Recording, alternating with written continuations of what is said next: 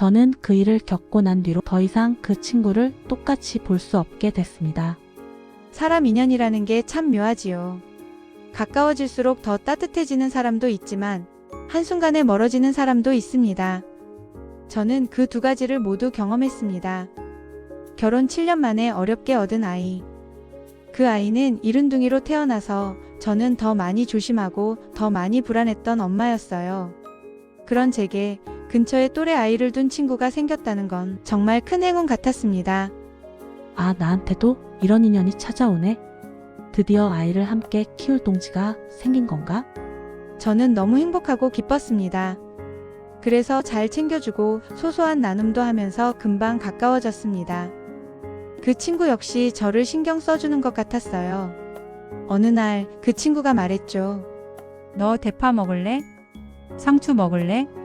저는 고마운 마음에 말했죠. 완전 좋지, 고마워. 하지만 막상 받아보면 상태가 썩 좋지 않았습니다. 약간 물러지고 신선하지 않은 야채들. 한두 번은 괜찮았어요. 그럴 수도 있으니까요. 하지만 이런 일이 반복되니 기분이 묘해지더라고요. 내가 음식물 처리장도 아닌데 왜 이런 걸 자꾸 나한테 주지? 이걸 받으면서까지 웃어야 하나? 그래서 그 다음부터는 괜찮아. 집에 있어서 마음만 받을게. 하며 슬쩍 거절하기 시작했죠. 그런데 이런 일이 반복되다 보니 저도 모르게 그 친구를 대하는 마음이 예전 같지 않았어요. 그러던 어느 날 일이 벌어졌습니다. 그 친구 아이가 계단을 내려오다가 미끄러져 이마를 다쳤습니다. 그 친구가 갑자기 다급하게 문을 두드리는 소리가 났습니다. 야, 어떡해. 우리 애가 계단에서 넘어졌어. 병원 어디로 가야 하지? 놀란 마음에 저는 말했어요. 소아과 가야 하지 않을까? 남편은? 야근하고 와서 자고 있어. 그럼 깨워서 같이 가야지. 그녀는 바로 말했어요. 안 돼. 남편 알면 엄청 화낼 거야. 내가 나랑 병원 좀 같이 가주면 안 돼? 그 순간 저는 깊은 고민에 빠졌습니다.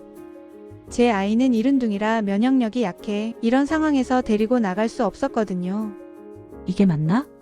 아니면 내가 너무 예민한 걸까?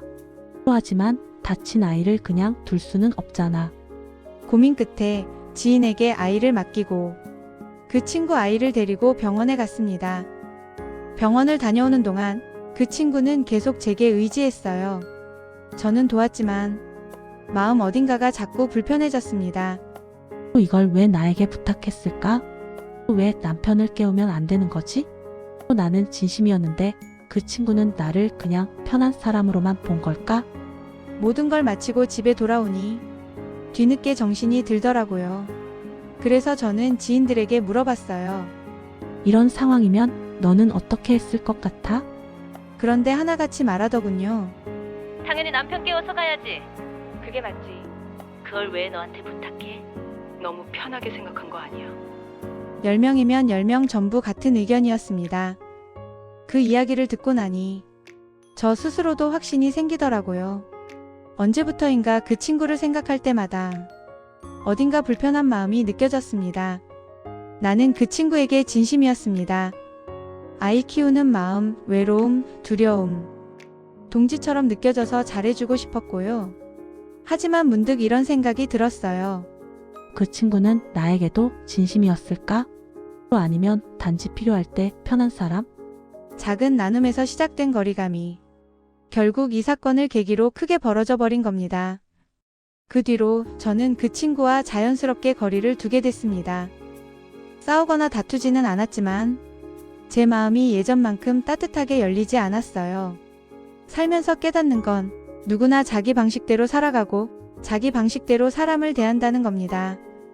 나는 진심이었고 그 친구 역시 어쩌면 그녀만의 방식으로 진심이었을지도 모릅니다. 하지만 한 가지는 분명했습니다. 사람의 진심은 말이 아니라 쌓이는 행동과 배려에서 빛이 나는 것. 나를 필요할 때만 찾는 사람에게 기대면 결국 상처받는 건 내 마음뿐이더군요. 이 일이 상처로 남았지만 조금 더 단단해진 나를 마주했습니다. 혹시 여러분의 삶에도 오늘 이야기와 닮은 인연이 있었나요? 여러분의 경험 한 줄이 다른 누군가에게 큰 힘이 될지도 모릅니다.